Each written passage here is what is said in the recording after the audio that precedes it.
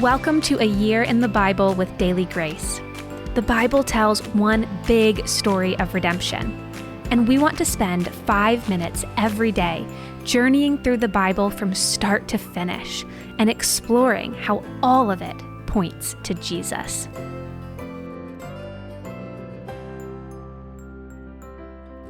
Hey friends, welcome back to A Year in the Bible with Daily Grace. My name is Shelby Turner. I'm one of your hosts for this podcast, and today we are on the second and final day of the Bible's book of love poetry, Song of Solomon. Before we get started, I do want to let you know that if you have little ones present, you may want to pause this episode and listen to it later. This content might not be suitable for children. Yesterday, we read the first half of Song of Solomon, and we were introduced to a man and a woman. They're engaged to be married, and they are so excited and looking forward to their marriage. They shared their joy in one another and their excitement to be married. Yesterday's reading concluded with the beginning of a dream that the shepherdess had about her wedding day and night, and chapter 5 is the conclusion of the dream, only it becomes kind of a nightmare.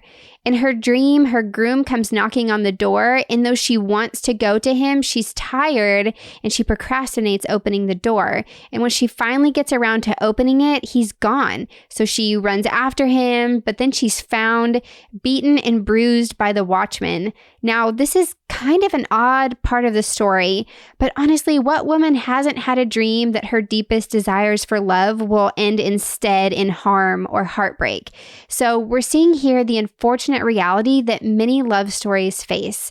And maybe you've experienced some deep hurt or harm in your own love life.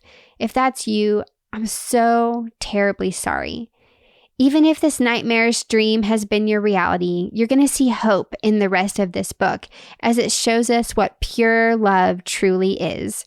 Because the woman awakes from her dream, and in chapters 6 and 7, she and her beloved continue to express their longing for each other. Then in chapter 8, they're finally married. Chapter 8 verse 5 says, "Who is that coming up from the wilderness, leaning on her beloved?"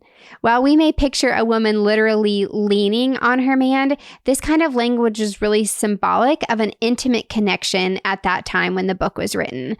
Also in verse 5 is the phrase, "I awakened you." And all throughout the book, the woman has been warning against awakening love before it was time. But now is her time, and the couple awakens their love and consummates their marriage. The book concludes with the main point of the whole book.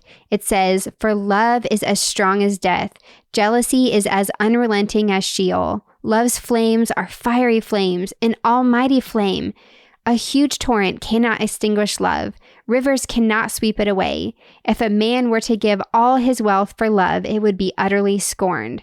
Love is powerful. And when love is within the boundaries God provides, it is a flame that lights and warms your life. It cannot be extinguished. The word almighty in almighty flame is the only time that God is referenced in this book. The book concludes with the fact that God is the giver of love, because ultimately, where do we see perfect love except in God? And specifically, Jesus was the incarnation of the love of God. No matter how good or grim our personal experiences of human love have been, we can look to Jesus to see what God's perfect love looks like in the flesh. And we experience this love through the forgiveness and salvation that is available to us through Jesus. Thank you so much for joining us today.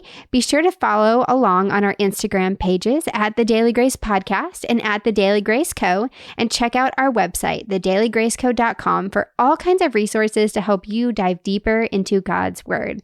On the website, you can find our Story of Redemption study to accompany this podcast, as well as the Story of Redemption journals that have dedicated journaling space for every chapter of the Bible. You can always find resources to accompany the podcast at dailygracepodcast.com. If you enjoyed today's episode and are excited to join us again tomorrow, would you take just a moment to leave us a rating or review on iTunes? It'll help more people find our show. Thank you so much, and we look forward to chatting with you again tomorrow.